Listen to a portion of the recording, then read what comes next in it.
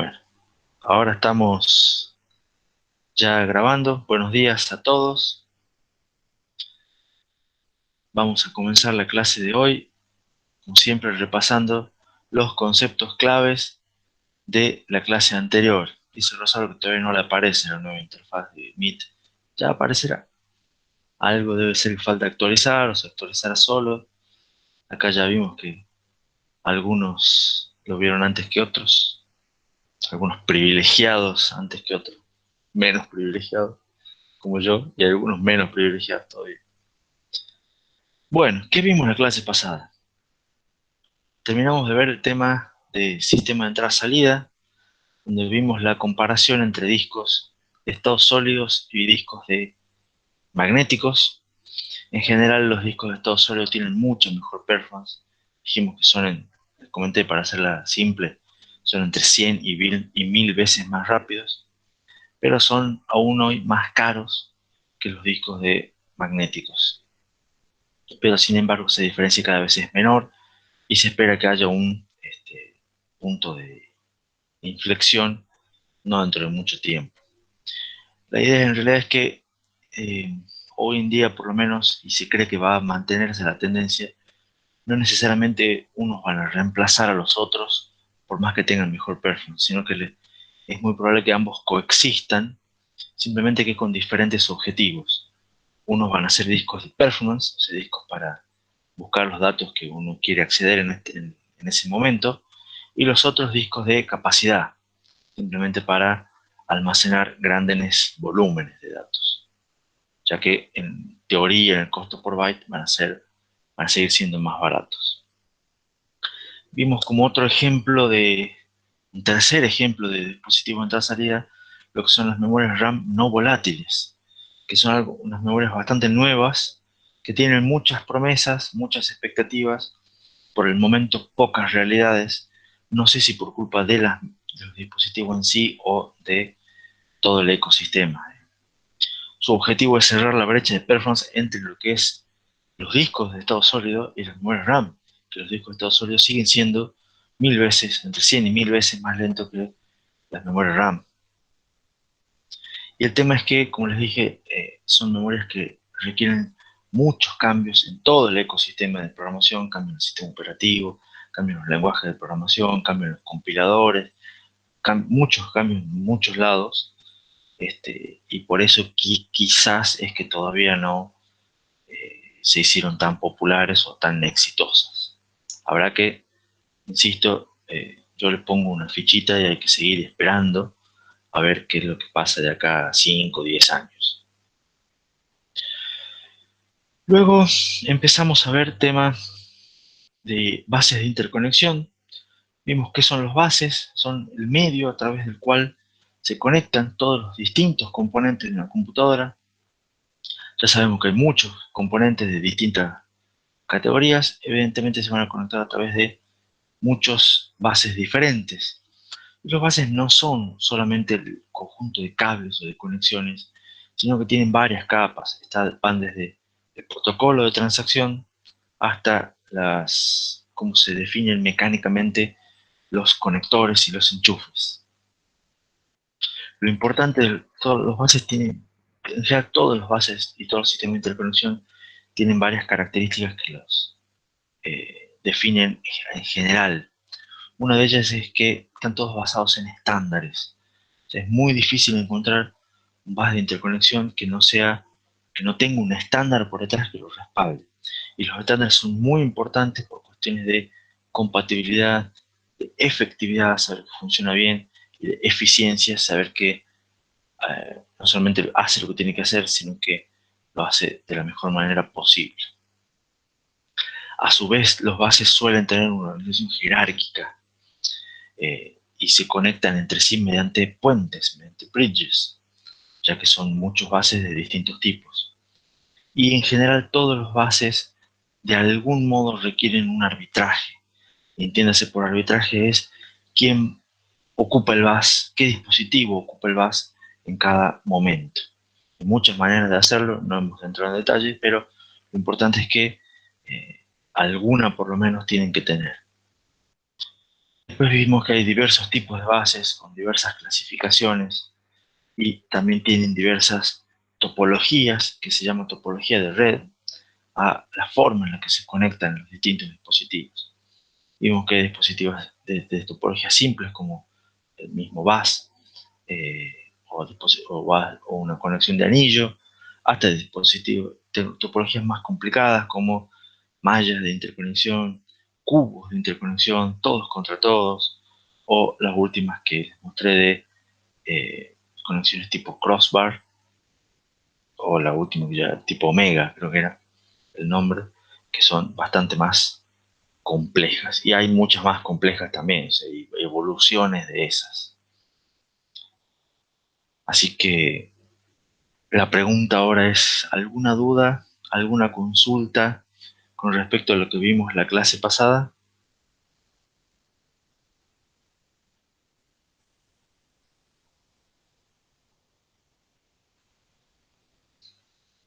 Bueno, por suerte Benjamín dice que se puso a poner al día. ¿Falta Matienzo? ¿Falta el otro Benjamín? Bueno, por lo menos tenemos un Benjamín. O si están. Ah, no, sí está Matienzo, muy bien. Buenos días, Matienzo. Me parece raro. Siempre me acompaña Matienzo todas las mañanas casi. Bueno, entonces si no hay dudas con respecto a la clase pasada, vamos a continuar con el tema 14, comentando lo que son las conexiones que hoy se denominan off-chip, o sea, para conectar el chip con dispositivos externos.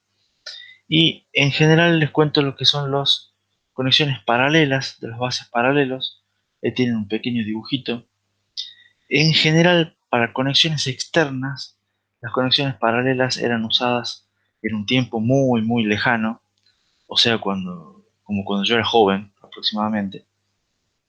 Eh, y ya hoy en día prácticamente no se las usa tanto. ¿Por qué? Les voy a contar algunas características y en general por qué no se las usa tanto. Es porque tiene una frecuencia limitada por la velocidad de la propagación de la señal a través del único bus. También tienen una limitación en la cantidad de dispositivos, o sea, en general no se podían conectar cualquier cantidad de dispositivos a ese único bus compartido. O sea, la idea de acá era que había, como dice el dibujo, un único bus, un único conjunto de cables a los cuales directamente el procesador, los demás dispositivos se conectaban.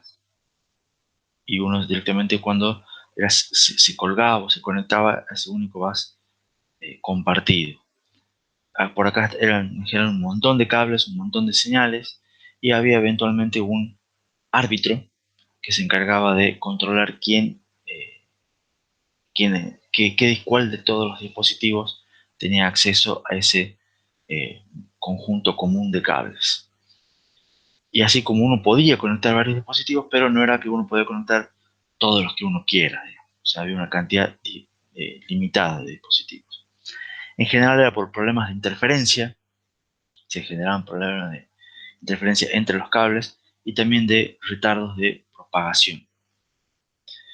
Además, se necesitaba mucha energía, o sea, para poder transmitir los datos por todos los cables a todos los dispositivos, había que darles una buena cantidad había que cargarlos con un montón de energía o niveles de tensión para que se puedan propagar bien, y eso hacía que se consuma eventualmente mucha energía. El arbitraje centralizado, que a la larga era un solo árbitro para todo el bus, en general añadía retardos por latencia, y esos retardos limitaban el ancho de banda.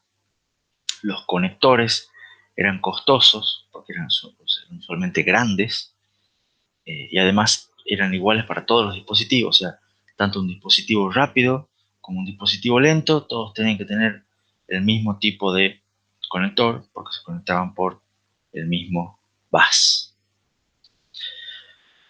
Todos esos pequeños motivos hacen que, como les comenté, las conexiones paralelas para bases fuera del procesador hoy en día prácticamente no se usan. Algunos ejemplos son los bases ISA, que calculo que a esta altura del partido ninguno de ustedes lo vio, PCI, no PCI Express, sino el PCI común, que calculo que tampoco alguno lo vio, un bus IDE, ese, no sé si alguno capaz habrá visto para desarmar una computadora de las viejas, digamos, como dice Gonzalo, las que estaban antes del SATA, exactamente, con esas que tenían un cable gris, plano, ancho. Y ahí Gonzalo ya dice, sí, el de la lectora, dice Atilio, bueno, el de la lectora que no es SATA, eventualmente, digamos, esos cables IDE. Y había otros que se llamaban SCSI, también. Eso en general son todos bases que siguen existiendo, por supuesto, pero que cada vez están entrando en más desuso. ¿Por qué? Porque lo que están de moda, o lo que se están imponiendo poco a poco, son los bases seriales, siempre hablando para las conexiones fuera del procesador off-chip. Estos bases, bueno, son los más usados en la actualidad. En general manejan conexiones punto a punto dedicadas para cada dispositivo. O sea, no es que tienen un solo conjunto de cables donde se conectan todos, sino que tienen eventualmente varios puertos, como dice, varios conectores, y directamente en cada conector conectan un solo dispositivo. Y lo que se manejan son tipo hubs o concentradores, de algún modo, o switches, llamémosle, donde pueden ubicarse varios de esos conectores. Pero la cuestión que para cada dispositivo hay una conexión única, punto a punto, dedicada. De esta manera, eso les permite tener frecuencias más altas, les permite también hacer, según el tipo de concentrador, hub, switch, pero puede permitir múltiples transferencias simultáneas. O sea, mientras haya, por ejemplo, en este dibujito que tenemos acá, mientras el D1 le puede estar transfiriendo datos al D3, dispositivo 1 al 3, puede haber una transferencia entre el 2 y el 4, probablemente simultáneamente, porque las conexiones son dedicadas entre sí. Puede haber múltiples, los bases seriales permiten también que haya múltiples pistas independientes, o sea, ya que tienen las distintas conexiones, también se pueden dividir a su vez en distintas pistas y puede haber distintas, o sea, los bases pueden ocupar distinta cantidad de pistas según lo que los dispositivos en realidad pueden ocupar distinta cantidad de pistas según la cantidad de datos que quieran transferir. Y este es el concepto como el de las autopistas. ¿Se acuerdan que les había dicho la clase pasada yo? Uno puede decir que yo tengo un bus muy ancho, con múltiples carriles, pero eventualmente a vos te asigno solamente 4. Entonces vos podés tener 4 carriles nomás y dejo los otros reservados por las dudas o demás. Y esto tiene que ver también con lo que les comentaba de ancho de banda variable. Entonces se asignan más pistas a los dispositivos más rápidos. El hecho de que sean seriales hace también que se tengan menos pins por chip, haciendo que tanto las conexiones como los conectores con todo lo demás son más simples, son más baratos, son más pequeños, tienen un menor consumo de energía, tienen en general una baja latencia entre enlaces, por supuesto depende del bus, pero en general tienden a tener bajas latencias. Entonces todos estos son motivos por los cuales hoy en día se están todas las conexiones para fuera del procesador están teniendo una transición de bases paralelos a bases seriales. Además son modulares, se pueden conectar lo que uno desee. Por supuesto, hay un límite, pero en general el límite está dado por otras cuestiones, como es decir, yo pongo en mi motherboard 4 conectores USB. Entonces, bueno, voy a poder conectar 4 dispositivos USB, pero no porque haya una limitación en el protocolo USB ni en la cantidad es simplemente la cantidad de enchufes que yo puse. Otra madre u otra cosa puede poner 8 y bueno, ya está. O sea, ustedes van a tener una cantidad de 8, digamos, no está en el bus la limitación, ¿me explico? Sino está en otro lado. Ejemplos de estos buses seriales: Ethernet para todas las conexiones de red, PCI Express, que es la evolución de PCI. PCI Express es para casi múltiples dispositivos hoy en día en la computadora. SATA para los discos y eventualmente las lectoras de CD, de DVD que pueda tener Atilio. USB también es otro ejemplo de bus serial, que lo van a ver más detalles creo en otras materias.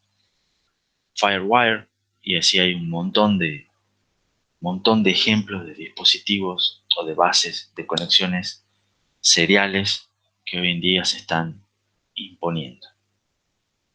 ¿Preguntas con respecto a bases paralelos y bases seriales? Gonzalo dice que no.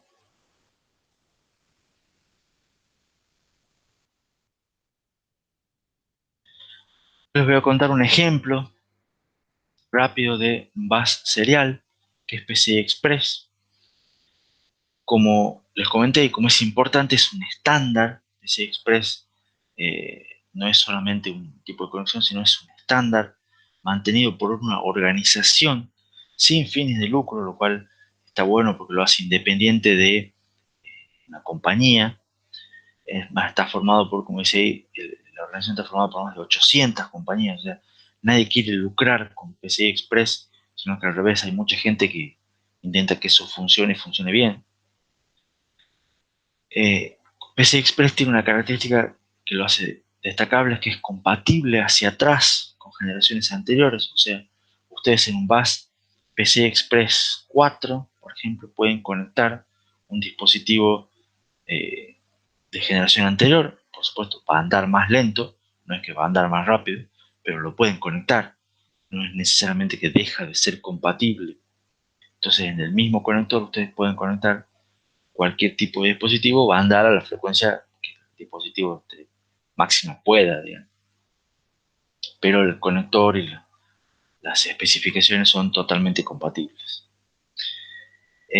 La primera versión se anunció en el 2003. Calculo que ustedes, la mayoría todavía eran muy pequeños. Y habían anunciado el año pasado que este año salía la versión 6 del estándar, cuando en realidad hoy en día en la calle creo que todavía estamos pudiendo conseguir dispositivos, por lo menos en Argentina, dispositivos de la versión 3, quizás alguno avanzado pueda conseguir un dispositivo de la versión 4, y el estándar de la versión 5 fue anunciado hace un par de años, pero yo la verdad no, no sé si son muy pocos los dispositivos eh, que pueda haber comerciales, digamos, para comprar PC estándar 5. Pero siempre la idea es que primero se anuncie el estándar y después pasan un par de años hasta que empiezan a salir dispositivos que cumplan con ese estándar.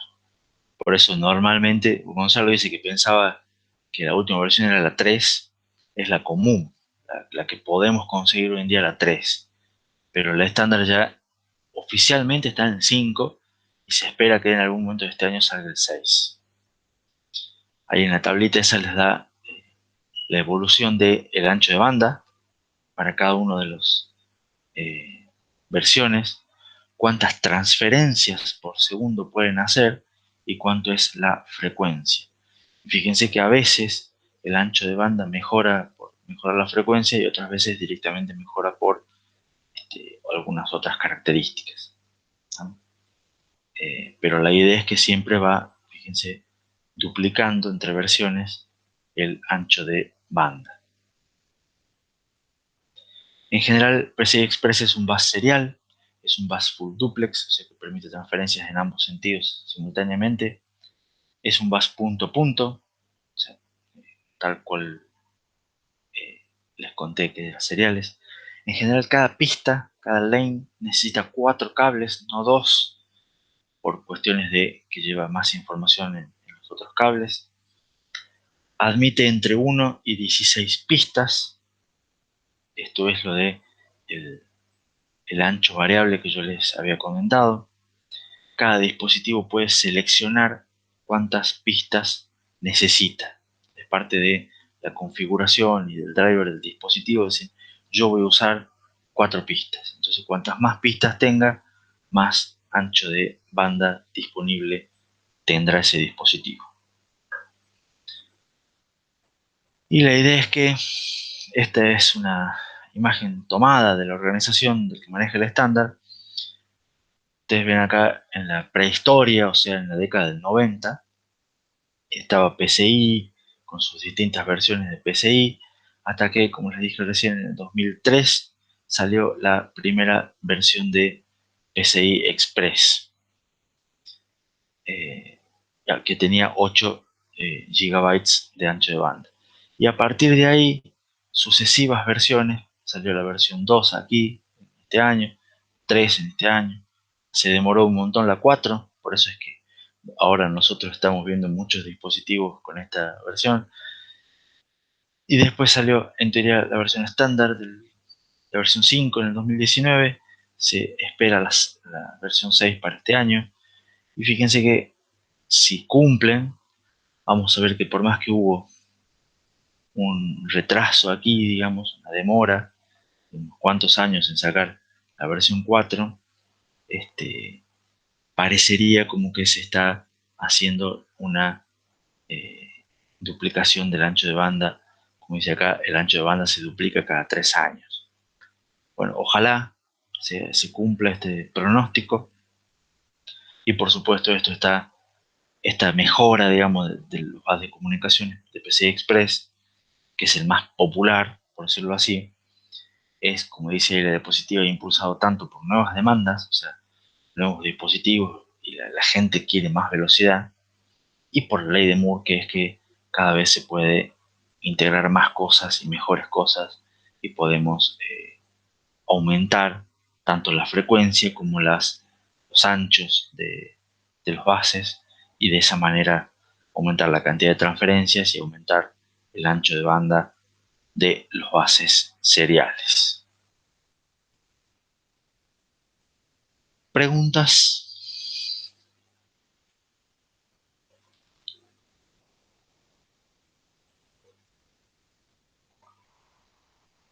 No se preocupen que ni en el práctico ni en el parcial va a haber una pregunta del tipo especifique cuáles son las señales de PCI Express, porque simplemente es un ejemplo. Entonces, sí puede haber que compare bus serial contra un bus paralelo, cosas así por el estilo. Bueno, ahora que vimos ya qué es un bus y vimos ejemplos de bases, vamos a volver a nuestro esquema. ¿Se acuerdan el esquema básico que hemos visto de un sistema de entrada-salida? Donde teníamos que, si conectábamos el CPU y los dispositivos a un único bus. Bueno, ahora vamos a ver un esquema un poquitito más evolucionado de ese dibujito sencillo, que este ya es un dibujito también no tan sencillo, pero más real, que es lo importante. Este esquema de entrada-salida era un esquema que ya no se usa. Empecemos por ahí. Ya es viejo también, pero se lo usó mucho durante una década completa, que es desde fines del siglo pasado, ya lejos de ese tiempo, hasta más o menos el año 2008. ¿Y qué es lo que caracterizaba este esquema y por qué se los muestro? Porque era bastante, y capaz hasta impuso términos que hasta hoy en día se siguen usando, o siguen apareciendo, por más que no tienen mucho sentido, pero se popularizó tanto y es bastante común que a pesar de que hoy no se lo usa, algunos términos perduran, digamos. Y la idea, ¿qué es lo que les quiero mostrar acá en este dibujo? Varias cosas. Primero ustedes tienen acá el procesador. Este procesador se conectaba con lo que era un chipset, que dice acá, que ¿qué es lo que era un chipset? Es un conjunto de chips, que es un chipset, digamos, la traducción mágica, que venían integrados venían ubicados en la motherboard. La motherboard normalmente tenía un montón de chips, chipset, que servía para hacer de interfaces entre el procesador por un lado y los distintos dispositivos que uno conectaba. Entonces en la motherboard estaban los slots para la memoria, estaban eventualmente un slot para tarjetas de video específicas en esa época, había slot para otros dispositivos, acá en este caso PCI, y también la motherboard tenía un montón de cables y puertos, que se lo sigue teniendo, que van hacia el exterior. ¿Estamos? Entonces digamos que esto es una especie de resumen de cómo estaba compuesta una motherboard. ¿Estamos? Un esquema real de máquinas que hoy en día son viejas, pero que capaz que ustedes las pueden tener o las pueden haber visto por ahí. ¿Cuál era el chiste de ese chipset? Ese chipset a su vez estaba compuesto por varios en realidad, chips, pero en realidad había dos que eran los principales, que uno se le llamaba el chip del puente norte y el otro era el chip del puente sur. ¿Recuerdan los puentes que les he hecho, los bridges que separaban o servían para comunicarse o conectar distintos bases en una organización jerárquica? Eran muy populares el North Bridge, el puente norte, y el South Bridge como puente sur. ¿Cuál era la idea de estos? Era que el procesador se conectaba con el North Bridge a través de un bus especial, y ese bus se llamaba Frontside Bus, que ya no existe, pero bueno, no importa. Eh, ese era un bus especial, que era un bus específico para conectar el procesador con este chip importante que era el North Bridge. Y después todos los dispositivos más rápidos se conectaban también a este North Bridge, como la memoria, a través de su bus de memoria, y la placa de video. Estamos que ya, fíjense que acá estaba apareciendo PCI Express como lo más rápido que había. Entonces el North Bridge era una interfaz entre el procesador y los dispositivos más rápidos. Y después estaba el South Bridge, que a su vez era donde se conectaban todos los demás dispositivos lentos. Por ejemplo, acá estaban los discos, USB, la placa de red, las placas de audio si había, puertos seriales, paralelos, una disquetera de los floppy, no sé si alguno se acuerda, digamos, teclado, mouse, todo eso se conectaba a través de eh, este LPC bus, que es un low, low peripheral, algo, no me acuerdo, un bus de baja transferencia, y todos estos se conectaban a lo que es el South Bridge. Entonces, esta fue la primera estructura jerárquica, muy importante, digamos, a través de todos los dispositivos rápidos venían a este chip y todos los dispositivos lentos se conectaban eventualmente a este chip. Y este se encargaba de manejarlos a todos, los lentos. Y este, por supuesto, se comunicaba con el otro chip a través de un bus que era interno propio de las motherboard. Entonces, esto les daba una arquitectura de tres bases, que era el frontside bus, el bus interno, este de acá, y el bus para los dispositivos más lentos. Entonces ya esta arquitectura se hizo muy popular al punto tal que los términos Northbridge y Southbridge más o menos se siguen utilizando hoy en día como referencia de qué es lo que se usa un Northbridge, qué es lo que implica un Northbridge, qué es lo que implica un Southbridge. Y en general, como para que tengan alguna idea de velocidades, un frontside bus, cuando hablo de velocidades voy a hablar de anchos de banda. Un frontside bus tenía un ancho de banda de 10 GB por segundo más o menos. Eso era más o menos lo que se usaba con memorias de DL2. El bus interno era de 2 GB, SATA de 300 MB, SATA 1 estamos hablando, un IDE de 100 MB, USB de 60 MB por segundo y un teclado mouse de tasa de transferencia de 1 MB por segundo. Entonces fíjense que La idea es que este South Bridge agrupaba varios y los transmitía eventualmente a varias transferencias a través de este bus de 2 GB. Fíjense que esto es bastante más rápido que todos los demás que están abajo. Y eventualmente este North Bridge agrupaba lo que recibía de acá, más lo de las memorias y todo lo demás, y se los pasaba al procesador mucho más, con un ancho de banda mucho más alto, mucho más importante. Preguntas con respecto a ese esquema típico de los motherboard. Esto después evolucionó en una gráfica ya más moderna a través de los micros Core. Estos son de séptima generación, más o menos, no sé si del 2008 por ahí. Donde, ¿cuál es el chiste que pasó acá? Lo que pasó acá es que lo menciono como procesador de Intel y pongo el loguito de Intel porque fueron los primeros que lo hicieron. Lo que dijeron es, che, integremos dentro del procesador el controlador de memoria y de PCI Express. Eso les permitió, eso por un lado aumenta la complejidad del procesador, dado que el procesador cada vez tenía más componentes. Y esto es gracias a, nuevamente, la ley de Moore, que la estamos mencionando un montón, y lo vamos a seguir mencionando un montón. ¿Para qué hicieron esto los diseñadores de Intel? Para justamente aumentar el ancho de banda. Ya directamente tenemos muchos datos más cerca del procesador y aumentamos la escalabilidad. Ya podemos poner la cantidad de conectores que puedan integrar dentro del micro, ya no están limitados por lo que hagan los fabricantes de motherboard. Que Intel también fabrica motherboard, pero no era el único. Pero para no limitarse ellos, dijeron, bueno, ahora pongo un montón de cosas dentro de los propios procesadores.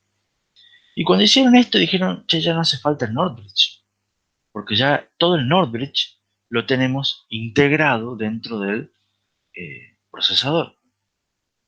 Entonces, lo que está acá, lo que ustedes pueden ver en la parte de arriba, es que ya lo que es la memoria, que acá ya es de DDR3, de DDR4, ya se conecta directamente al micro. Acá los componentes PCI Express ya van directamente al procesador. ¿Estamos? Ya, por supuesto, van a requerir que la motherboard tenga ya eh, conectores específicos directamente para esos conectores no van a un chip, sino que van al micro. ¿Se entiende? O sea, ya directamente todas esas conexiones las maneja el microprocesador.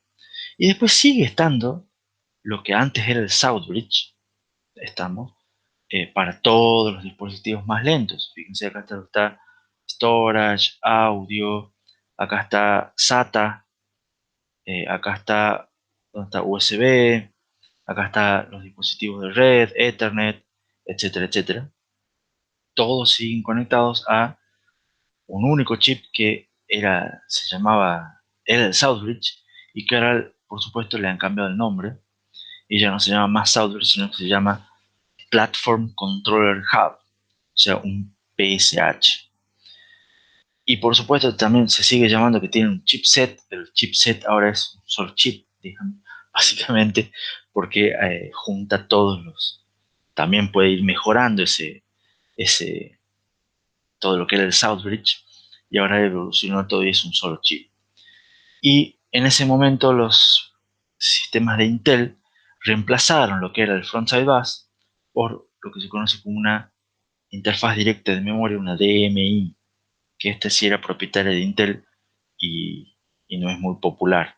Creo que la siguen teniendo, tendría que revisar los últimos que tienen, pero este es solamente los de Intel. Entonces, conclusión, ya hoy en día ya no hay Northbridge, está integrado, o sea, no es que no hay Northbridge, sino que el Northbridge está integrado dentro del procesador, queda solamente el Southbridge, y el Southbridge se le cambia el nombre y se le llama directamente un hub, o sea, un concentrador que controla toda la plataforma de todos los sistemas, entre comillas, lentos. Todos los rápidos van directamente al micro. Para que no crean que tengo la camiseta puesta de Intel, les muestro más o menos cómo es el esquema de los mismos procesadores, pero de AMD. Es más, estos son más nuevitos. Ven acá que es un Ryzen de tercera generación, que no sé si eh, alguno tendrá como Mateo o Gianluca. Pero fíjense que la idea es la misma. Todo lo que es memoria, los controladores de memoria, los controladores PCI Express, todos los dispositivos rápidos van conectados directamente al procesador. Todos los dispositivos más lentos, USB, SATA y todo lo demás, van al PSH, directamente, el Platform Controller Hub. ¿Estamos? Es exactamente la misma eh, esquema de un sistema moderno, tanto para Intel como para AMD. La diferencia eventualmente entre AMD y Intel es que la comunicación esta, en vez de DMI, es PCI Express. Y además también que AMD ya desde estos procesadores tiene soporte para todo lo que es PCI Express 4.0 en vez de 3.0. ¿Estamos? Mateo dice que tiene de la segunda generación los Ryzen. Bueno, no importa, igual muy bonito micro. Y además otra pequeña diferencia es que como estos son un poquito más nuevos que el que les mostré recién, fíjense que cosas como audio o algunos USB también los mandaron dentro del micro. O sea, ya están, e inclusive hasta quitándole funciones al PSH, lo que era el Southbridge, e integrando cada vez más funciones dentro del micro. ¿Estamos? Entonces, eventualmente, ¿qué es lo que está pasando con estos esquemas? Están evolucionando a lo que vemos en esta diapositiva, que es lo que se llama sistemas dentro de un chip, o sea, System on a Chip, que se ve que directamente se va pasando no solamente los dispositivos, o sea, no solamente los bases, sino los controladores, y todo se está integrando dentro de un mismo chip, dentro de un mismo, lo que antes era un procesador. Entonces, a grandes rasgos, ¿qué es lo que vemos en esta diapositiva?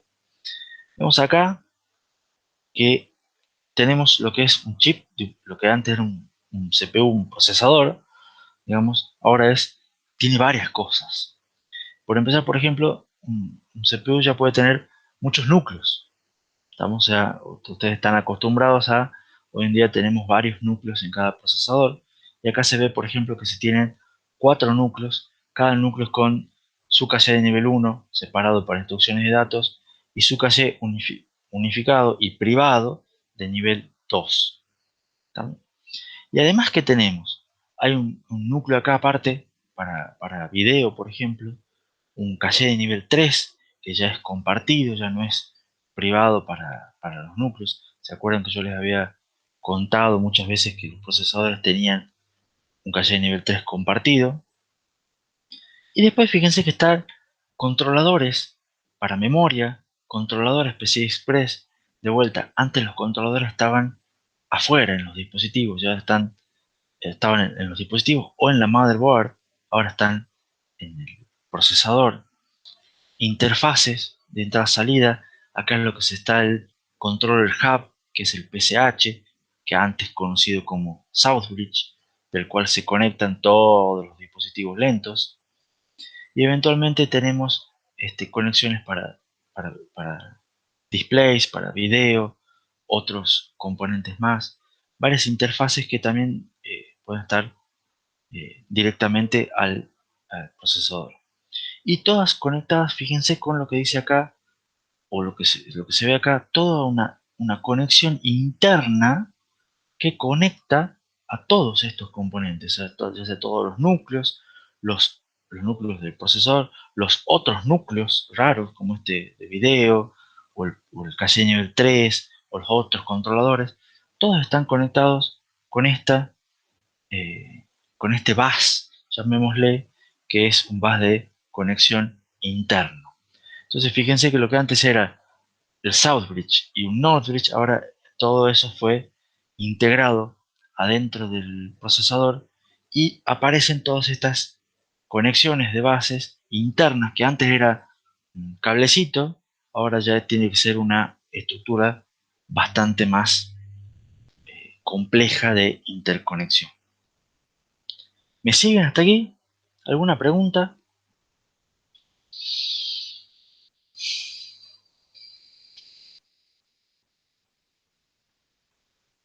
Entonces, esas conexiones internas del chip son lo que hoy en día se conoce como conexiones intra-chip o conexiones on-chip. Son muy populares en los procesadores modernos, porque, como vimos en la diapositiva anterior, estos poseen varios núcleos, otros componentes, todos interconectados entre sí. También se las conoce como conexiones chip-to-chip o conexiones die-to-die, porque pueden ser, hay variantes según el fabricante, según, etcétera, pero son todas cuestiones que van dentro del chip. La idea es que en general definen controladores y definen capa física. O sea, estas conexiones ya no definen conectores, no definen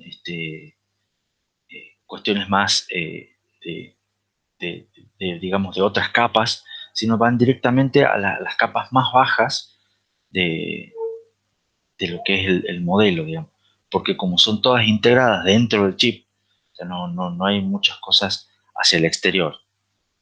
Y esto de la capa física es, ¿se acuerdan, por las dudas, han visto el modelo OSI en fundamentos de redes? Gonzalo dice que tiene algunos recuerdos difusos. Benjamín dice que sí se acuerda. Bueno, la idea es que acá definimos la capa física y eventualmente algo de la capa, la que sigue, creo que es la capa MAC, capa de- de control de acceso al medio, algo así. Bueno, en general están todas por ahí, digamos, en las capas más bajas. En general, estas conexiones son paralelas. Y nótese que como que uno va contra la corriente. Dijimos que todas las conexiones fuera de los chips son seriales. Bueno, todas las conexiones dentro de los chips, como ya acá los diseñadores pueden manejar de otra manera las cosas, son paralelas.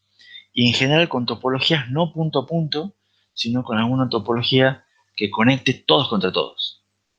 O sea, ya sea mediante un crossbar o todos conectados o algún tipo de anillo especial, como sea, pero el objetivo acá dentro del chip es básicamente uno solo, minimizar la latencia. O sea, que el tiempo de respuesta sea el mínimo posible. ¿Está claro? Si hay que tirar más cables, se los tira, porque los cables dentro de un chip son conexiones de silicio, digamos. Entonces es mucho más fácil. Eh, Lo que sí, acá para hacer las conexiones intra-chip no tenemos estándares. Acá simplemente son todas tecnologías propietarias. Cada fabricante tiene el suyo, lo cual ya empieza a generar problemas de compatibilidad, pero no se hacen muchos problemas por la compatibilidad de los muchachos. O sea, los de AMD no quieren ser compatibles con los de Intel, ni tienen por qué serlo, ni, ni los, y viceversa, digamos, ni todos los demás. O sea, todos los fabricantes tienen el suyo y chao, eso es parte de lo que los diferencia. Por ejemplo, AMD tiene su Infinity Fabric, capaz que algunos la sintieron nombrar. Intel ahora sacó su Advanced Interface Bus, también lo hizo gratuito, lo cual no es poco, digamos. O sea, hizo público su cosa diciendo, usen el mío. Eh, ARM tiene su AMBA, que es Advanced Microcontroller Bus Architecture, lo usa para todos los chips que están basados en tecnología de ARM, ya sea los de alta performance como los más chiquitos, todos tienen alguna versión de AMBA. Entonces, ahora contarles un poquito rápidamente qué son esas tres. eh, la Infinity Fabric le gusta el nombre de Mateo. Parece que Mateo es medio fanático de AMD. La Infinity Fabric de AMD, el criterio fundamental de diseño según AMD es escalabilidad. La idea es que no haya ningún tipo de limitación en cuanto a cantidad o tipo de dispositivos conectados. Por eso de ahí viene el Infinity. La idea es que pueden conectar cualquier cantidad de cosas. No tiene tampoco limitaciones en cuanto a la topología. Admite diversos tipos de conexiones. Lo pueden conectar como punto a punto, como bus, como mesh. Es todo configurable por ellos, obviamente, porque o sea, son ellos los que manejan la Infinity Fabric, pero es totalmente escalable. Es sincrónico, tiene su propio clock, que es independiente de la frecuencia de los núcleos. Y este clock, el F, se llama F-clock, suele ser igual al clock de la memoria instalada. Y de acá es donde están los famosos F-clock, M-clock, hay otro U-clock también que estuvimos haciendo spoiler con Mateo la semana pasada en, en Discord. No sé si alguno prestó atención o no, pero estuvimos un poco tocando más o menos este tema de los distintos clocks. Eh, Otra cosa que tiene la Infinity Fabric, maneja dos planos de comunicación. O sea, tiene, ¿se acuerdan? Antes habíamos dicho tenían bases de datos, de direcciones, de control. Bueno, maneja dos planos totalmente independientes a los cuales le llama SDF y SCF. eh, Creo que son Scalable Data Fabric y Scalable Control Fabric, como dice, sí, acá están los nombres. La idea es que por la SDF es realmente los bases de conexiones, por donde fluye toda la información, donde se conectan todos con los núcleos, video, memoria, demás dispositivos, controladores, todos se conectan realmente y fluyen los datos a través de la SDF. Ese es el verdadero bus. Entonces usted me dice, bueno, ¿qué es el otro bus? ¿Qué es el SCF? Es un bus aparte que usa AMD para controlar cómo van y cómo se van conectando los dispositivos, controlar los distintos dispositivos, quién se conecta, ahí se hace el arbitraje, ahí se hace conecta el consumo, controla el consumo de energía, maneja aspectos de seguridad, les va haciendo testing y un montón de otras cosas más que puede directamente ponen otro bus AMD para controlar un montón de otras cosas. Eso es un pequeño pantallazo de lo que es la Infinity Fabric de AMD, que es algo novedoso. Este bus de Intel, el AIB, hay muy poca información, por más que lo es gratuito, no hay mucha información disponible. Es un bus paralelo, es muy ancho, o sea, tiene más de 1000 cables. O sea, las conexiones son más o menos más de 1000 cables paralelos entre sí. Por supuesto, son todos dentro del chip, entonces no es que se los ve, y por eso es que son inviables hacerlos para afuera. Son cables muy cortos, tienen una velocidad relativamente baja, o sea, más o menos andan por el orden de gigahertz, comparado con el micro que son de 3, 4, 5 gigas, la velocidad es más baja. En general dice que pueden transmitir hasta 2 gigabits por segundo por cada cable. O sea, eventualmente pueden hacer, no sé si por cada cable o por cada lane, digamos, pero manejan un ancho de banda bastante alto. También son sincrónicos. Estos son punto a punto en principio y manejan una configuración master-slave, que también tienen un modo flexible o dual, donde un dispositivo puede funcionar como master si se lo conecta con una slave o viceversa. ¿Tam? Y AMBA, para contarles un poquito de ARM, es un estándar mucho más viejo, este es del siglo pasado, del 96, porque ARM lo puso primero para los microcontroladores. Entonces ahí es cuando vio la necesidad primero en microcontroladores de conectar diversos dispositivos, la UART, la Flash, todo lo demás, y después fue mutando y fue sacando nuevas versiones para incorporarlo a nuevos dispositivos como todos los smartphones que tenemos todos básicamente, están la mayoría basados en chips de ARM. La versión más nueva es AMBA 5 del 2013 y en realidad no es un protocolo sino que es un conjunto de un montón de protocolos. Está el APB, usado para dispositivos más lentos, el AHB para dispositivos más rápidos, pero ya en diseños un poco más simples. Está AXI, que ya es usado en dispositivos más nuevos, de mayor performance. AXI es un bus paralelo, es sincrónico, es muy versátil, es muy común que la mayoría de todos los teléfonos que ustedes tienen tengan alguna versión o se conecten los distintos componentes mediante un bus AXI de cuarta generación. Usualmente el AXI 4 es bastante común hoy en día. Y también, bueno, hay otros bases como ASB, ATB y demás siglas extrañas que no vamos a entrar en detalle, pero a lo que voy, AMBA es un conjunto de protocolos para distintos tipos de conexiones, para distintos tipos de dispositivos, porque los dispositivos de ARM van desde el microcontroller más chiquito hasta el smartphone flagship, o sea, el de cabecera de Samsung y todo eso. Lo importante es que algunos de los protocolos, algunos de los bases, también tienen una versión light, que la idea es que es una versión que simplifica algunas características, simplifica algunos conectores, simplifica algunas señales para ser usados cuando uno no necesita todas las capacidades del bus, pero algunas sí, y no quiere ir a un bus más sencillo, está la versión light del bus. Entonces, así como ustedes tienen, por ejemplo, AXI, tiene un AXI Light.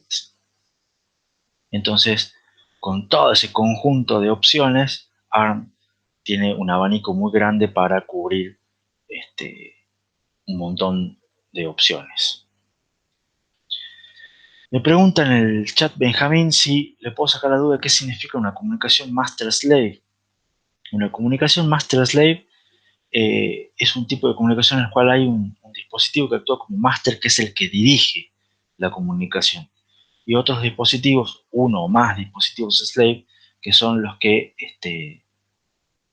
reciben datos o, digamos, son dirigidas la comunicación a través del máster. Por ejemplo, para hacer un ejemplo, digamos, poco correcto, pero que quizás sea práctico de ver, el tipo de comunicación que estamos teniendo nosotros ahora, que suelen tener los docentes con sus estudiantes, es una comunicación de tipo master-slave, porque el que maneja y dirige toda la comunicación normalmente es el docente, que es el máster. Y los estudiantes en general son pasivos, o sea, están solamente escuchando y eventualmente cuando tienen alguna duda, cuando tienen alguna pregunta, interrumpen al máster para decir, che, no entiendo, tengo alguna otra cosa así, etc.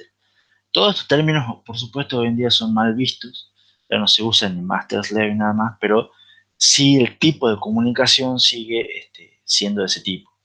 En general, en dispositivos suele haber alguien, un procesador, por ejemplo, era máster en el sentido de que el procesador era el que comandaba todo y decía, che, disco, dame el dato. Y el disco era un esclavo, por decirlo así, que estaba esperando, no hacía nada, hasta que el procesador le pedía un dato. Cuando el procesador le pedía un dato, el disco se ponía a trabajar y eventualmente le devolvía el dato al procesador. ¿Se entiende más o menos ese tipo? ¿Alguna otra consulta?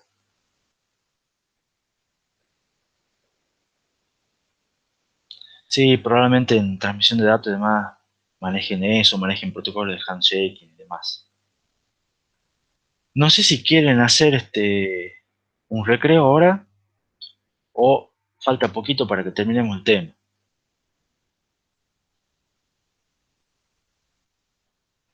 Un voto por sigamos. ¿Cuántos somos? Somos 12. Un voto por recreo. Hagamos un recreito ahora. No, hagamos un recreo. Los demás ni contestan, significa que están todos dormidos o que necesitan ahí un café. Si Rosario no dijo nada es porque necesita café.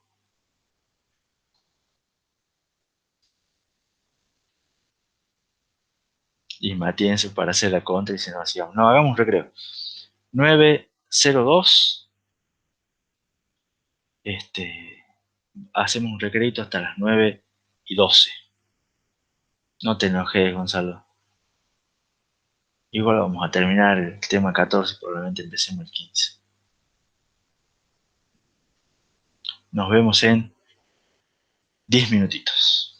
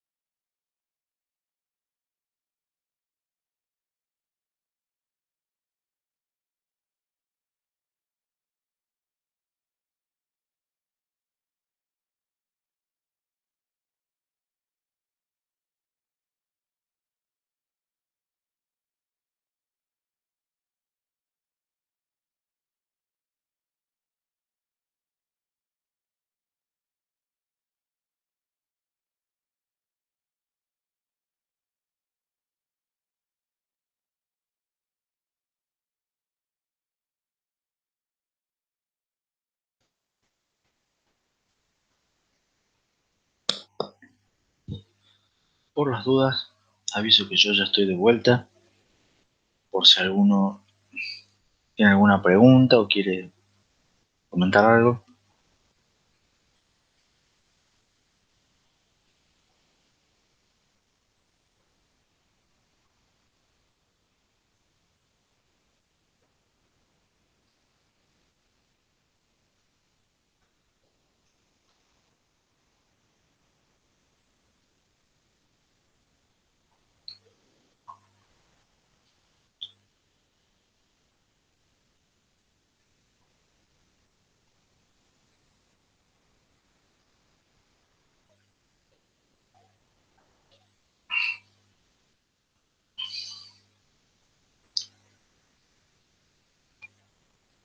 ¿Estamos todos?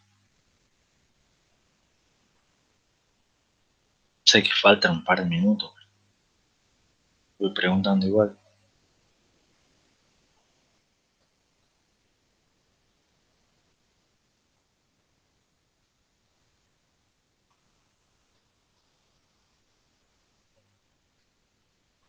¿Qué tienen esta semana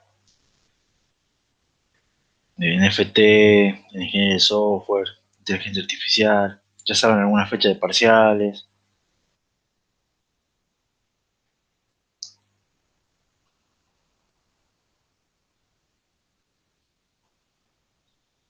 La semana que viene, el martes, rinde de inteligencia artificial el parcial.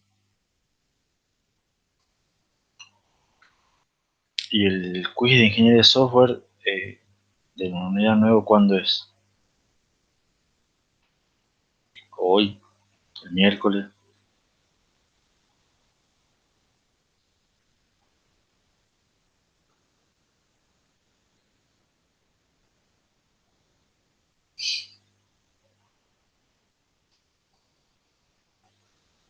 Ah, o sea, está tranqui esta semana.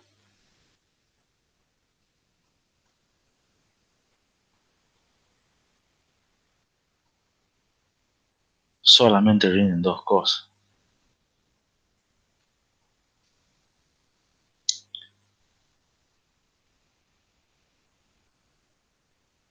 Bueno, Mateo dice que rinde el jueves materiales y dispositivos, bueno, pero eso ya es otro cuatrimestre, eso ya es una situación particular, hay que bancársela.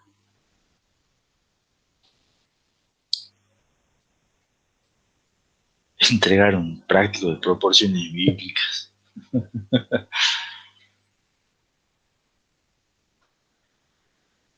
Bueno, ya estamos en horario para volver con el cronograma, ya pasaron los 10 minutos, así que está Benjamín, está Matienzo,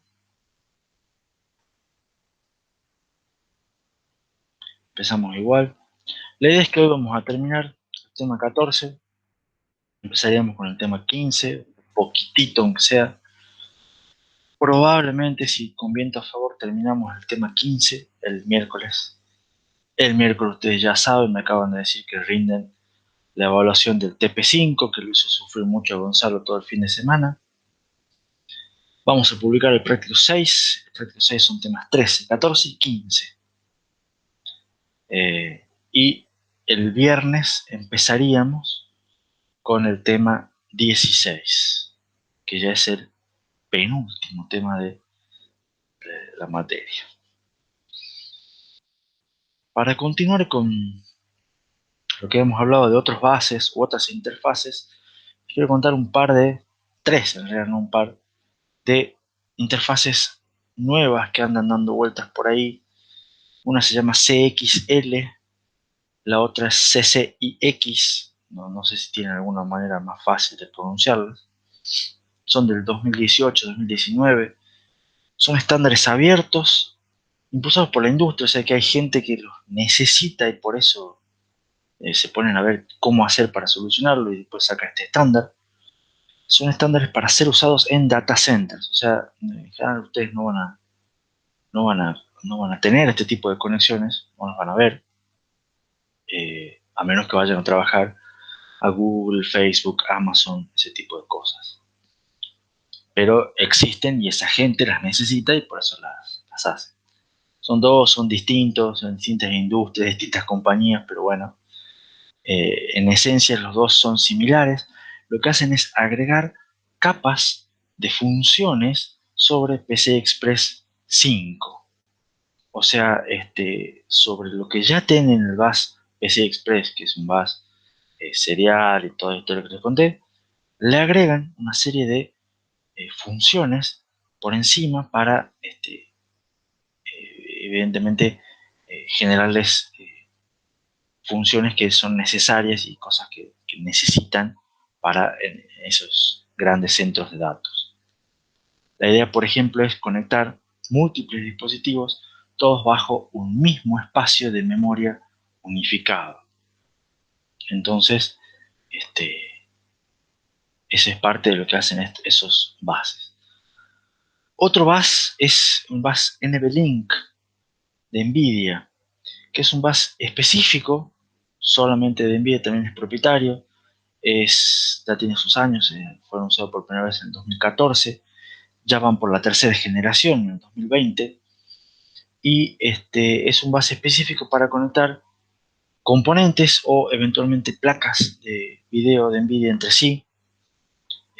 Cuando me refiero a componentes son como se conectan por dentro los componentes de las placas de video de NVIDIA. Es un bus serial, tiene múltiples lanes, usa una topología mesh y la idea es que promete en general un ancho de banda de 600 gigabytes por segundo, lo cual es por lo menos 4 veces más rápido que PCI Express 5. O sea, si esto realmente funciona así, es tremendo el ancho de banda que tiene NVIDIA para sus placas de video. Por supuesto, hay que ver quién tiene varias placas de video de NVIDIA para conectar con este bus NVLink. Es algo que no vemos mucho en Argentina, pero no quita que se esté desarrollando y sea con un ancho de banda muy, muy interesante. Me pregunta en el chat, Benjamín, si sabremos organizar un programa multithreading luego de ver el tema 16. Te diría que no. Te diría que vas a saber qué es multithreading, vas a saber varias cosas, pero no sé si hacer un programa multithreading porque depende mucho del lenguaje que se utilice. Pero te voy a dar algunas pautas y algunas ideas de cómo funciona. Vamos a ver multithreading. O sea, algo vamos a ver. Pero para no spoilear tanto el tema, que todavía estamos en el tema 14, o sea, falta un montón todavía, una semana. Vamos a ver otras consideraciones que son importantes para cuando vemos conexiones de dispositivos, pero a gran escala.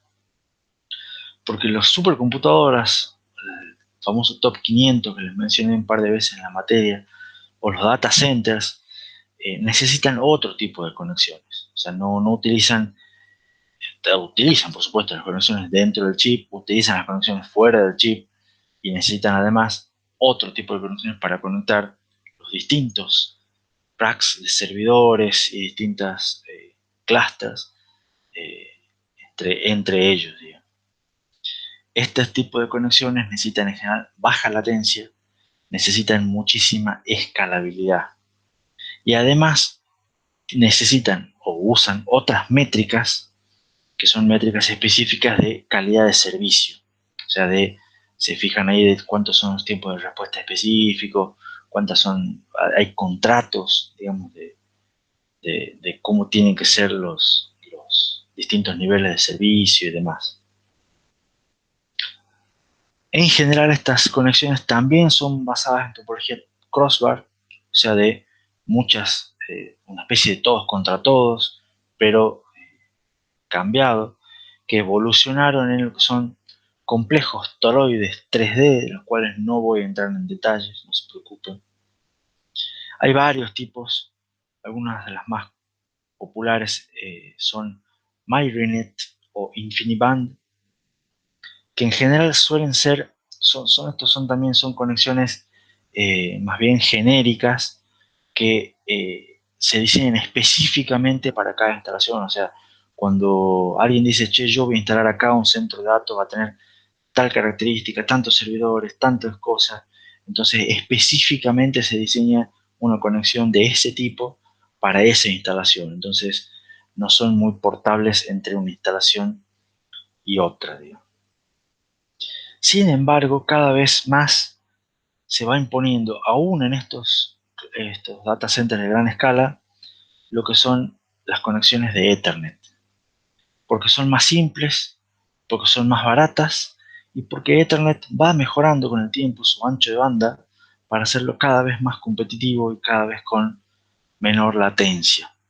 Entonces, si en muchos casos cumple con los criterios de latencia que requieren este tipo de, de conexiones de gran escala, se están empezando a reemplazar las conexiones estas que son privadas, digamos, o sea, específicas, por alguna conexión Ethernet de alta velocidad. Y en general hay mucha investigación actual en esta área, tanto en nuevas conexiones como en topologías nuevas, porque a la larga es un diferenciador. O sea, si Google puede hacer que sus respuestas sean más rápidas que las respuestas de otros buscadores, o si Amazon puede hacer que sus productos sean, cuando uno hace una búsqueda, sea los resultados más rápidos que los de otras tiendas online, etcétera, uno va a seguir comprando en esos, o a seguir usando los servicios que ofrecen esas empresas. Entonces, ese tipo de, de gente que invierte en esos data centers invierte mucho en no solo en procesador y todo lo demás, sino también en cómo hacer la conexión de red de gran escala. Y bueno, para ir terminando, ¿cuáles son algunas tendencias actuales? Por un lado, como dice ahí, a medida que aumentan los requerimientos de performance sobre los bases, se requiere mayor ancho de banda, se requiere menor latencia, van apareciendo o nuevas versiones de bases existentes, como vimos PCI Express, por ejemplo, va evolucionando, el NVLink que les comenté recién va evolucionando, todo lo demás, o van apareciendo nuevos bases, según si ya no da más el base anterior, bueno, inventamos uno nuevo.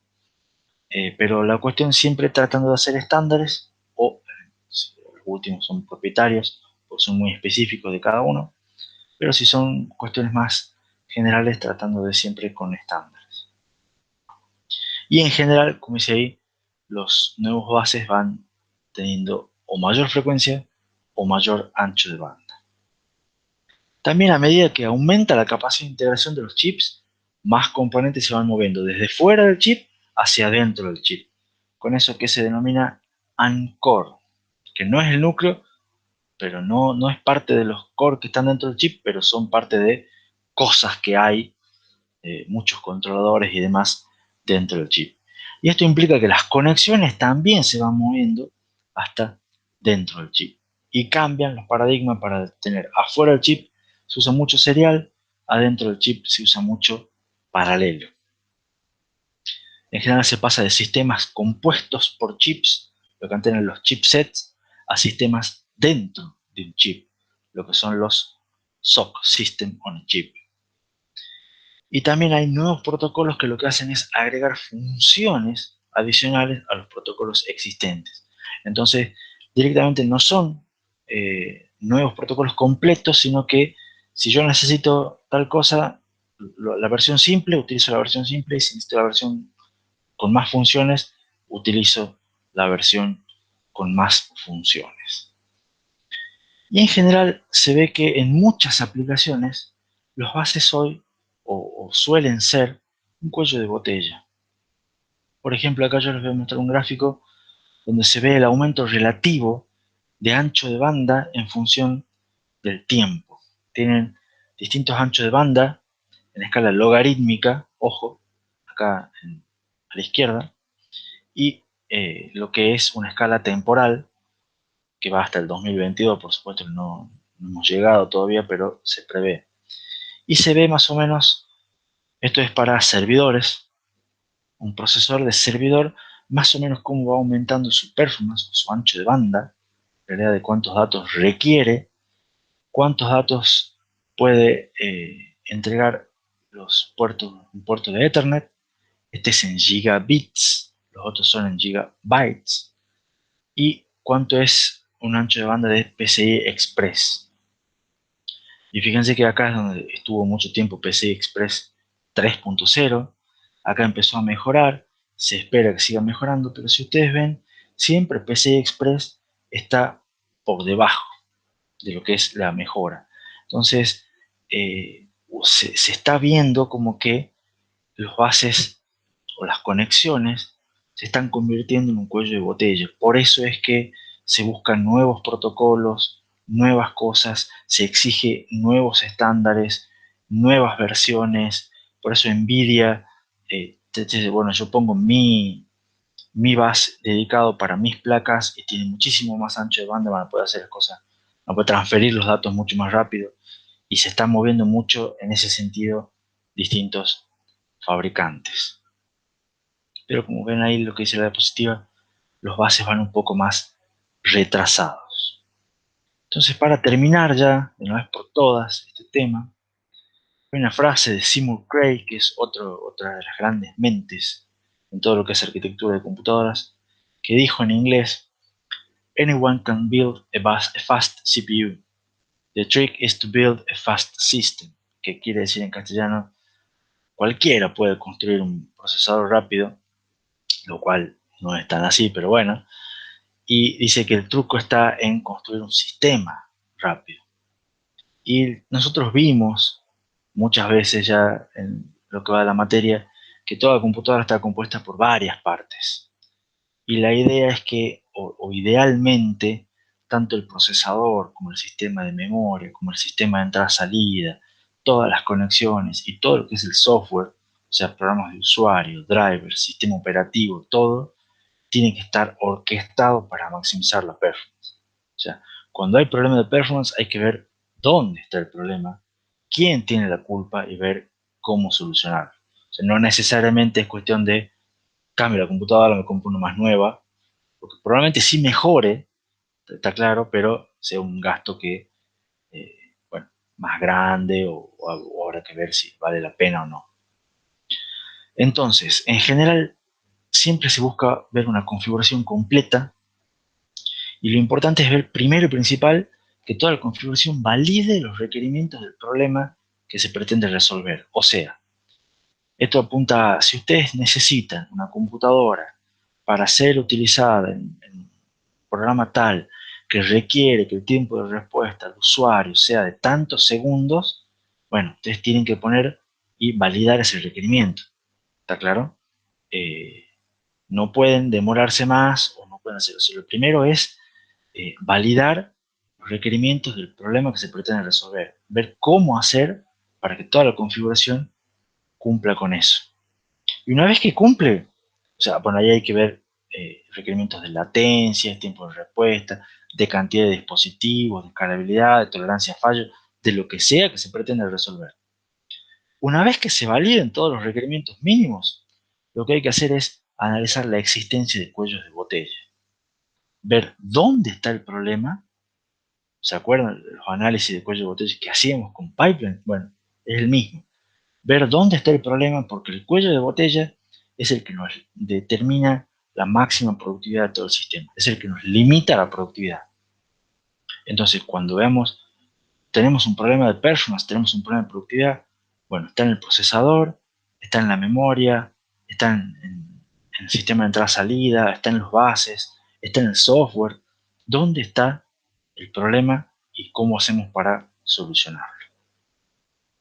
Esa es la conclusión general después de ver el tema de entrada, sistema de entrada-salida y bases de interconexión. Bueno, acá está el resumen para ver todo lo que es el tema, ya es medio repetirme, pero los bases son el medio a través del cual se conectan los distintos componentes de una computadora, no son solamente un conjunto de cables, hay varias capas, basados en estándares, organizados jerárquicamente, conectados mediante bridges, requieren arbitraje. Las métricas más importantes siempre son ancho de banda y latencia. También se usan métricas como escalabilidad, tolerancia a fallos, eficiencia energética. Hay varios tipos, varias clasificaciones, varias topologías, según qué es lo que se busque, cuál es el objetivo de la conexión. Hay conexiones off-chip, seriales, sincrónicas, punto a punto, ya no se ven más paralelos. En general, impulsados por la demanda de mayor performance y por la ley de Moore, todos los componentes controladores y las conexiones se van moviendo hacia dentro del chip para hacer lo que se conoce como un System on a Chip. Y ahí adentro del chip hacemos conexiones paralelas, propietarias, no son estándares, y que tengan muy baja latencia, porque lo que me interesa es que muevan los datos rápido. Y finalmente lo que les dije es que es importante considerar el sistema como un conjunto completo, validar requerimientos mínimos y encontrar posibles cuellos de botella. ¿Preguntas?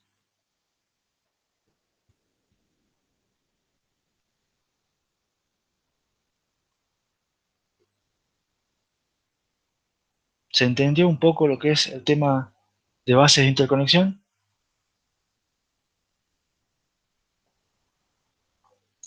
Gonzalo quiere ponerse el disfraz de Matienzo y decir hasta el miércoles.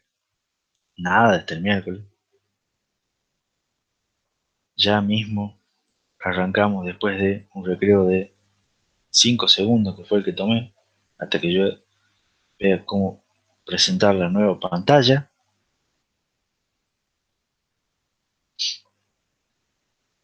Sí, poco copy, no necesariamente lo mejor, ¿o no, Matienzo?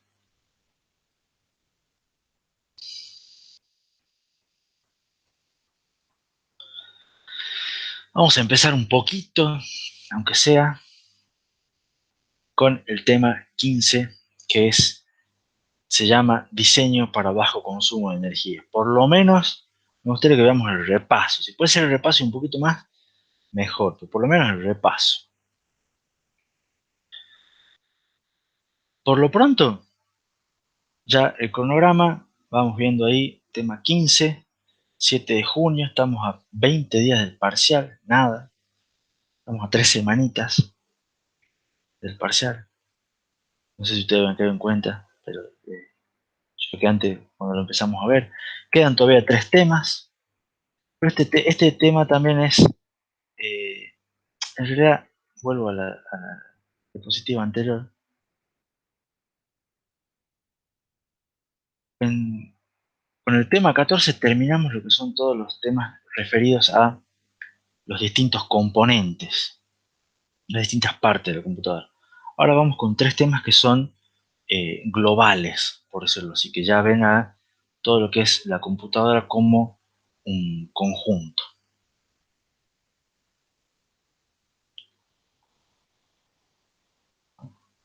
Lo primero que vamos a ver en este tema, vamos a hacer un gran repaso, porque los temas de consumo de energía y la Powerball los vimos en el tema 2. No sé si ustedes se acordarán, por eso os quiero por lo menos traer un refresco. Y vamos a ver un montón de técnicas de reducción del consumo de energía, cómo mejorar el proceso de fabricación, uso de paralelismo, el escalado dinámico de tensión y frecuencia. Acá es donde habíamos hablado ya con Rosalba y Gonzalo, puede ser, que cuando vimos que los procesadores ya no tenían una única frecuencia o algo así. Vamos a ver lo que es técnicas de gating, que se conoce, y vamos a ver lo que son procesadores heterogéneos también. Y vamos a ver cómo todas esas técnicas generaron o están mezcladas, digamos, fueron causa y consecuencia de lo que es un cambio de paradigma. Algo de esto hay en el libro, no mucho, entonces está solamente recomendada esa sección, la sección 1.7. Lo demás son cosas que me van a tener que creer a mí, están tomadas de otros lados, después están los agradecimientos al final. Pero no hay mucho en la bibliografía para leer sobre estos temas. Entonces, ¿dónde estamos parados, por lo menos o sentados? Vimos las 3 P, criterios de diseño fundamental en arquitectura de computadoras. price, performance y power. Hablamos de price, vimos un poco de costo, vimos la influencia en el tema 2, vimos muchísimo sobre performance y motivados por performance vimos todos los temas que siguen, hasta inclusive los que acabamos de terminar. El tema de interconexión, que vimos que a la larga es motivado por performance. Vimos cómo medirla, vimos cómo mejorarla, la famosa ecuación de tiempo de ejecución de cantidad de instrucciones por CPI promedio por la duración del tiempo de ciclo. Vimos cómo la performance es afectada por los distintos componentes de una computadora. Y vimos en el tema 2 una introducción al consumo de energía, y lo que vamos a ver ahora es profundizar un poco esos conceptos, ver cómo son importantes hoy en día, se los usa mucho hoy en día, y vemos cómo esos conceptos produjeron, como decía ahí, un cambio fundamental en cómo se hacen los procesadores, cómo se hacían y cómo se hacen hoy en día los procesadores. Uno o más cambios, pero son bastante fuertes, motivados todos por disminuir el consumo de energía. Entonces, primero repaso. Díganme si se acuerdan o no se acuerdan. Lo que es tecnología CMOS, que Mateo dice que la está viendo en materiales y dispositivos, cada transición lógica disipa energía de conmutación. La energía disipada depende de la capacitancia y del cuadrado de la tensión.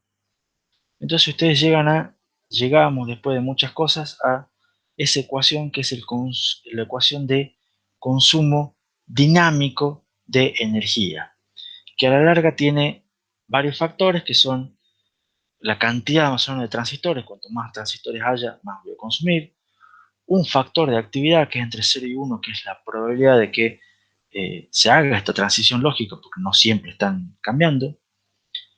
El valor de la capacitancia de carga promedio, el cuadrado de la tensión y la frecuencia, que nos determina cada cuánto están más o menos conmutando estos transistores. Más o menos esto va a depender mucho del área. Esto es un factor así nomás, un tercer y uno que va a parecer un poquito. Entonces, el consumo dinámico va a depender muy fuertemente de la capacitancia, el cuadrado de la tensión y la frecuencia. Y vimos que en general este consumo de energía es muy difícil de reducirlo. ¿Por qué?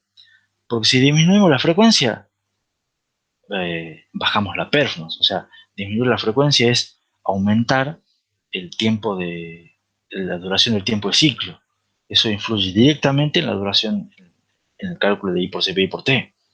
Entonces no queremos disminuir la frecuencia. Disminuir la tensión usualmente nos obliga a bajar la frecuencia, porque tensión y frecuencia están vinculadas. Entonces tampoco es tan fácil bajar la tensión. También también afecta al performance. Si disminuimos la cantidad de transistores, y también afectamos al performance, porque supuestamente ponemos más transistores para poder hacer más cosas, o mejores cosas, o aumentar paralelismo, y bueno, no lo vamos a poder hacer. Disminuir la capacitancia, bueno, eso sí se puede hacer, pero es caro, tiene limitaciones, no siempre se puede hacer. Entonces, es bastante, eso, cómo disminuimos la capacitancia mejorando el proceso de fabricación, pero no necesariamente siempre lo vamos a poder hacer, y sabemos que eventualmente tendrá un límite. Entonces, la pregunta es, ¿cómo hacemos para reducir el consumo de energía? Y todas estas cosas nos llevaron a la Powerwall. ¿Se acuerdan lo que era la Powerwall? El diseño, todo lo que era arquitectura de computadoras hasta 2004, era motivado por 2P, Price y Performance, impulsados principalmente por nuestro amigo Moore. Porque los transistores son y eran baratos. Agregar transistores es fácil. Y a su vez teníamos el Dennard Scaling, que se acuerdan que les mencioné. Eso hacía que los transistores, cada vez que los achicábamos, no solamente eran más chicos, sino también eran más rápidos. Y además disipaban menos energía. Entonces uno podía poner más transistores, tenían más o menos el mismo costo, pero eran más rápidos, consumían menos energía y todo funcionaba, era una maravilla. Pero a partir del año 2004 se chocaron con la pared, se acabó el escalamiento de Denard, no pudo seguir eso como estaba y los muchachos tuvieron que decir, che, tenemos que cambiar el rumbo de cómo hacemos las cosas. Que tenemos que seguir mejorando la performance porque la industria y el mercado nos demanda cada vez más performance, pero no podemos aumentar el consumo de energía.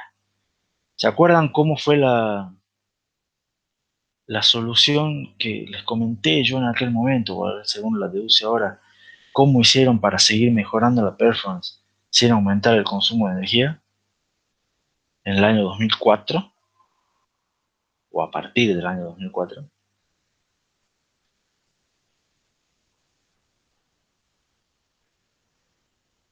¿Alguno?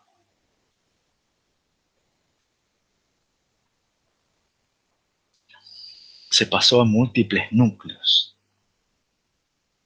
Pasaron a, en vez de utilizar un procesador, empezar a tener varios núcleos en un procesador. Entonces ahora ustedes podrían preguntarse, pero ¿cómo es que utilizar varios núcleos sirve para no aumentar el consumo de energía? Es una pregunta, o sea, los multicore surgieron en esta época, digamos, en el año 2004 aproximadamente. Y vamos a ver cómo es que han hecho para seguir mejorando la performance sin aumentar el consumo de energía. Eso fue un cambio de paradigma. Y además el cambio de paradigma vino de la mano de nuevos requerimientos. Por eso se cambió la forma de hacer la arquitectura, eso posibilitó nuevas aplicaciones, nuevos requerimientos, que esos nuevos requerimientos reforzaron, digamos, el cambio ese de la forma de hacer las cosas y hubo un círculo vicioso que lo que hizo es realimentarse, círculo vicioso no, virtuoso, perdón, que se alimentó y lleva a que toda la industria de todas estas cosas siga funcionando y siga funcionando bien, digamos. ¿Qué es lo que pasó también hace 15 años, más o menos, cuando fue el cambio de paradigma? Empezaron a surgir los dispositivos móviles personales, operados a batería, conectados a Internet, que es lo que hoy en día conocemos como un celular, un smartphone. ¿Estamos? Era una computadora en el bolsillo, ¿estamos? Y con una batería no enchufada. Entonces requería tener mucho menos consumo de energía. Apareció en esa época el concepto de cloud computing, con los mega servidores, las grandes instalaciones, como software servicio, Google, Facebook, Amazon, todas esas cosas tienen 15 años, ninguno tiene más de 15 años de antigüedad, o bueno, o no tan populares, digamos. Después, más recientemente, apareció Internet of Things, con sistemas embebidos, todos conectados a Internet. Entonces, eventualmente todo quiere. La evolución nos pide más portabilidad, cada vez queremos cosas más pequeñas, que implican más miniaturización. Eso implica que las baterías cada vez sean más pequeñas, pero que duren más, ¿no? Porque no podemos tener un celular enchufado todo el día. Queremos tampoco que sea tan grande, sino por una cuestión de, nos gustaría que sea un poco más cómodo, más pequeño, pero queremos que la batería dure más. Entonces, para que la batería dure más y es más pequeña, necesitamos que el celular consuma menos energía. Entonces, en general, todo nos lleva a tratar de técnicas para disminuir el consumo de energía. Y esta última del repaso tiene que ver con cómo es la relación entre la frecuencia y la tensión, que viene dada por la curva del retardo de los transistores. No sé si esta la ven en materiales o algo así. Mateo, que lo tiene un poquito más fresco.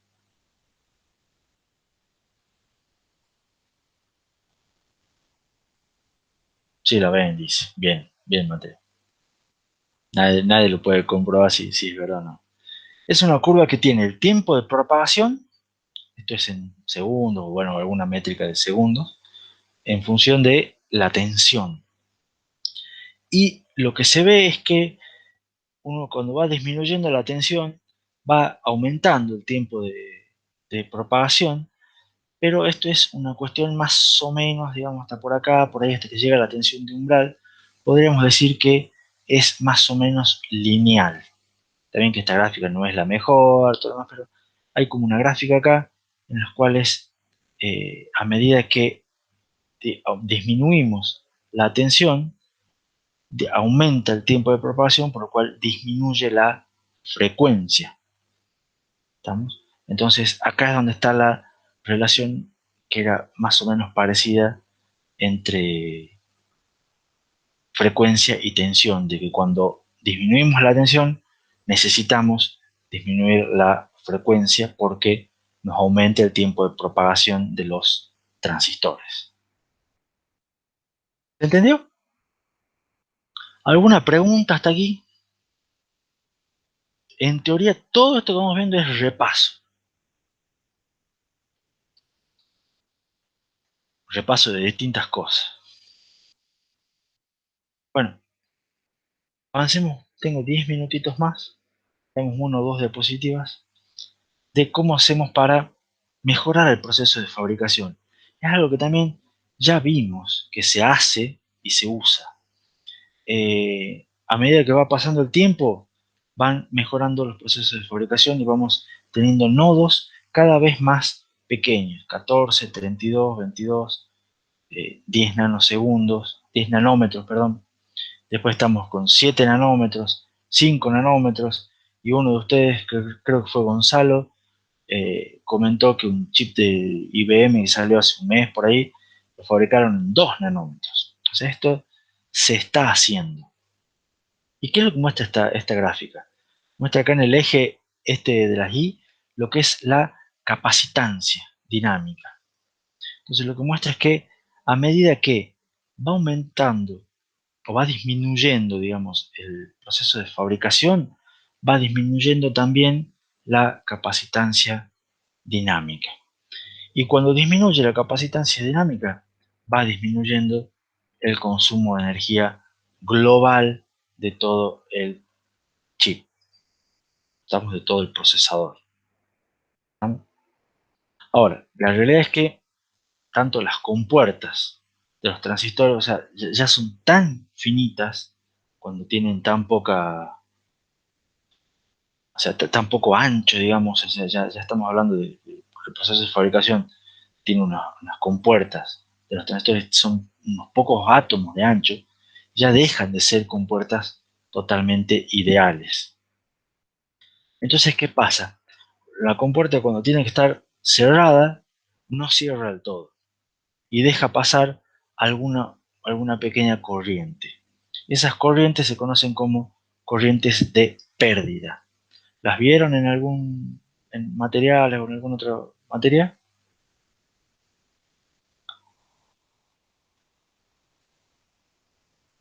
Capaz que sí, dice.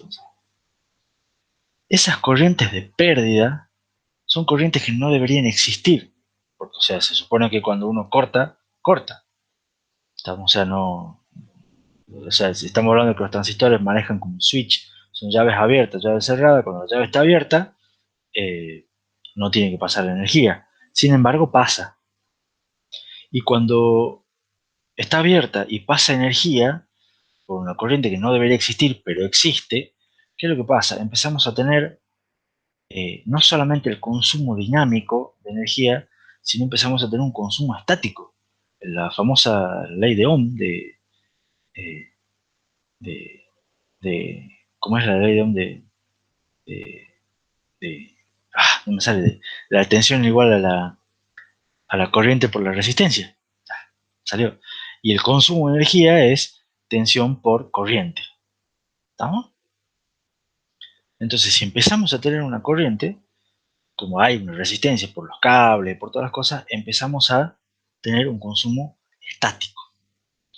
Y el problema que genera estas corrientes de pérdida es que a medida que vamos, o sea, son corrientes que antes eran insignificantes, eran despreciables, pero a medida que vamos mejorando el proceso de fabricación, haciendo los transistores más chiquitos, fíjense que las corrientes o el consumo de energía estático generado por las corrientes de pérdida se va haciendo cada vez mayor.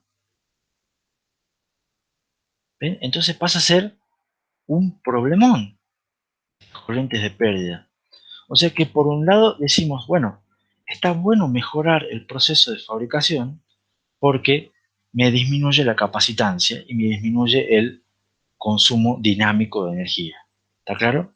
Pero por otro lado, me aumenta el consumo estático de energía. Entonces, en realidad, me aumenta el consumo total. ¿Me aumenta o no me aumenta? Y ahí ya empiezan de vuelta en un compromiso y no sé hasta qué punto conviene o no. ¿Cómo se puede hacer para reducir estas corrientes de pérdida? La corriente de pérdida es más o menos proporcional, en cierto modo, a cuánto es la corriente activa, la corriente que funciona cuando está conduciendo ese transistor. Pero para reducir esa corriente activa también implicaría reducir la frecuencia, porque es reducir la corriente, para reducir la corriente activa reduzco la tensión, y para reducir la tensión reduzco la frecuencia. Entonces, no estaría funcionando, no sería una buena idea reducir las corrientes de pérdida de esa manera. Conclusión, hasta aquí. Mejorar el proceso de fabricación no necesariamente nos reduce el consumo de energía, nos reduce el consumo dinámico, pero nos aumenta el consumo estático. Entonces, a la larga, tampoco es una buena manera de reducir el consumo total de energía. ¿Qué es lo que se puede hacer? Por un lado, adaptar el proceso al producto. ¿Qué quiere decir eso de adaptar el proceso al producto? Que hay algunos productos, algunos chips, que requieren una alta latencia, una alta performance, una alta frecuencia. A esos procesos, a esos productos en realidad, que requieren la alta frecuencia, los hagamos en procesos más nuevos, con procesos más novedosos, con longitudes mucho más chicas, ¿estamos? Y van a tener una corriente mucho más alta y van a tener un consumo mucho más alto.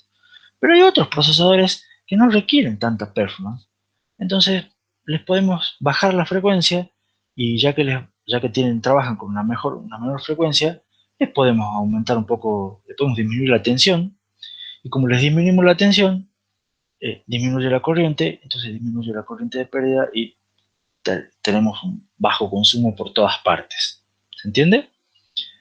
Entonces, la idea es que no es necesario tener en todos los productos, en todos los procesadores, los mismos procesos de fabricación, ni las mismas tensiones, ni las mismas frecuencias.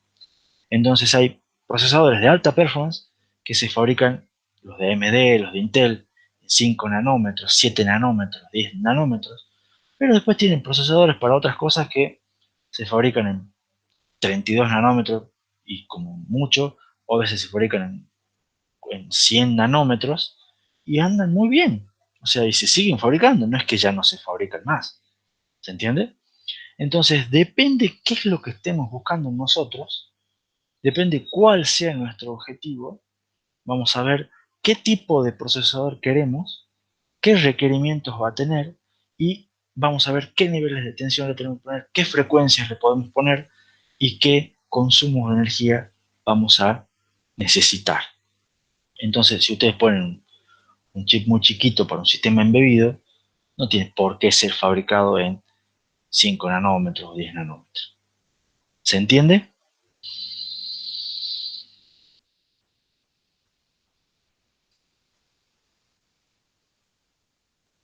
¿Me siguen más o menos hasta acá? ¿Alguna pregunta? Bueno, está la conclusión que no todos los dispositivos necesitan altas frecuencias. Y voy a usar el último minuto que me queda para darles un pantallazo de este dispositivo que lo vamos a volver a ver después en la clase que viene.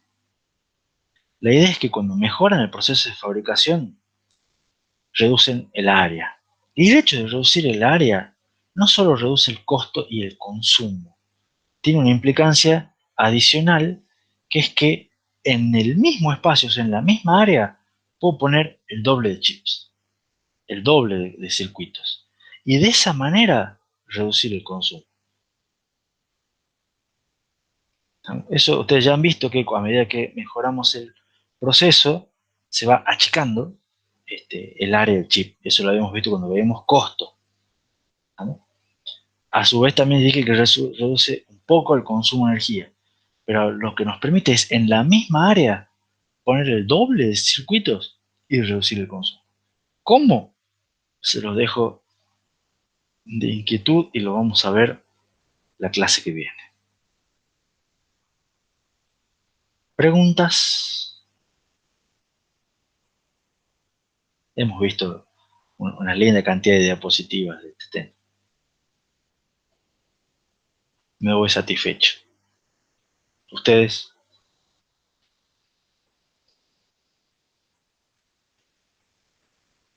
No, dice. Porque cansada, Rosal. Yo creo que Matías me hace un poco de bullying también. Pero bueno, lo vamos a dejar para discutir después.